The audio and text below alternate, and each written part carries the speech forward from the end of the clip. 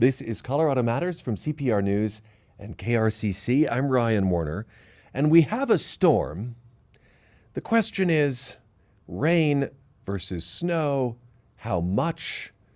And frankly, what is the determinant between rain and snow? Why does it get cold enough to bring snow versus rain?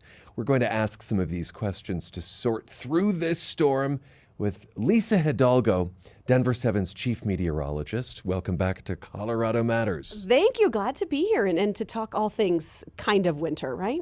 Kind of winter, I think, sums up the season. This is not a snow-packed storm, nor will it maybe affect the snowpack much? A little. We're getting some, in fact, most of the snow that we're going to see with this system falling in the mountains, especially down over the southwestern corner of the state, where actually they've had some decent numbers. In fact, I think down in through the Dolores, San Miguel River Basin there at about 50% of average when it comes to statewide snowpack. But when you look at the statewide number, we're down to about 32% of normal right now. It's been a very slow start to the season.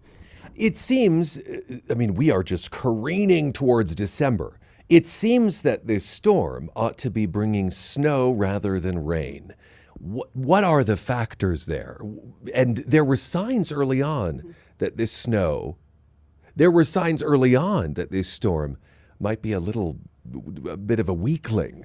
And not cold enough. That's exactly right. When we look at when we watch storms approaching Colorado, there's two different kinds of scenarios. We have this, which is a closed off low, which is basically its own little system rolling in from the west, which can bring a lot of moisture. But the problem is we don't have the cold air impacting it. We also have, when we see the jet stream take a huge dive, when we get a storm like that, that's a completely different story, because we're not only talking about moisture, we're also talking about colder air coming in from the Arctic. And that combination is what would have given us a much better chance for some snow here in town. The jet stream is not playing a role in this system. Correct. Yeah, we're not looking at, typically, and it's pretty common, the winds will kick up before a storm hits, right? Yeah. We get the warm, windy day right before the storm rolls through. We didn't see that with this system because we didn't have that front edge, that cold front, the edge of that jet stream rolling through to kick up those winds before the system rolled through.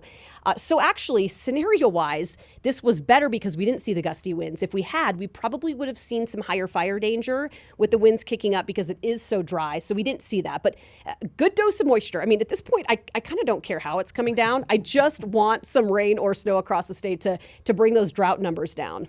Where are we in terms of warmth and dryness on the Front Range in relation to records into November, late November? Typically by the end of November, so we're talking a week and a half out now here, we would be at over a foot of snow in Denver. That would be our average by the end of November. So obviously nowhere near that number. Precip wise, when you look at our number from the beginning of the year, from January 1st, we're actually about an inch above normal, a little over an inch above normal. That's due to better snows that were from, last spring and some good rain over the summer months. But still then things have dried out. So precip wise, we're still a little bit above normal. When it comes to temperature, I just looked at the stats on that. If our temps were not to change here through the end of November, we would be looking at probably the first or second when it looks like at the warmest November ever on record. Now, we have some time here where those temperatures are probably going to drop us down, but I'd say we're going to at least be on the top 10 list when it comes to one of the warmest Novembers ever on record. And for measurable, significant snowfall in Metro Denver, essentially we're still waiting. Oh, yeah, we are definitely waiting for that.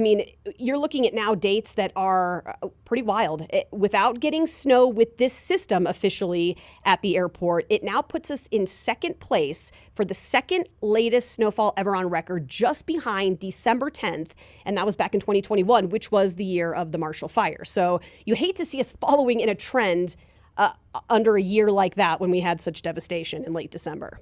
I know that you recently met with folks involved in the ski industry. Do you have any sense of what the picture will look like for skiers and snowboarders this season? It is a late season. It is a late, super late start, obviously, to the ski and snowboard season. But, everybody stays optimistic because we have had years. In fact, I think this is going to be one of the driest, slowest starts to the ski season since the 2016-2017 year. Keep in mind, that year, we had some crazy late season snow. So our numbers actually really came up above normal that year. So a lot can change. We can still see an awesome ski season. People are still going to be enjoying the high country. And we do have a better pattern shift. I'd say we're finally starting to see a shift in the pattern where we're going to get more snow in the mountains.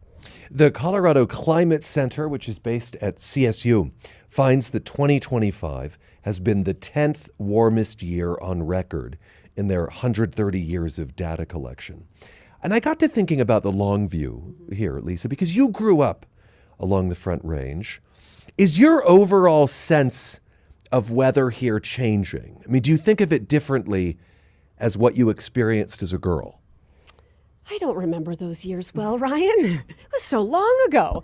It does feel different. I feel like as a kid, we grew up in Colorado just expecting it to snow on Halloween. You expected there to be snow on Christmas. And maybe that was just me as a kid, and that's just what we thought.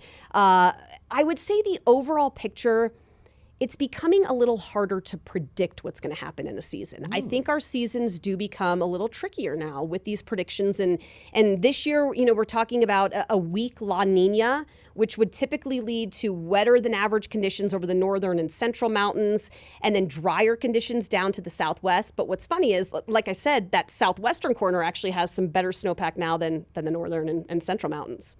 Okay, I want to ask specifically about Thanksgiving. Should we be taking a lovely stroll after we've eaten too much turkey or tofurkey? Yeah, no matter the weather, you should be working some of that off. Yeah.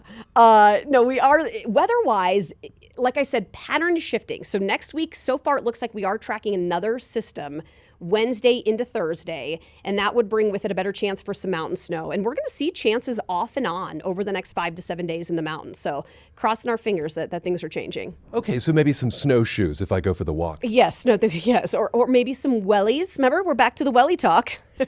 2026 will be the last year that the Farmer's Almanac is published. Oh, yeah, the good old Farmer's Almanac. It has been around for more than 200 years. If you don't know the Farmer's Almanac, which I have to think younger generations may not, it was sort of seen as the Nostradamus of weather.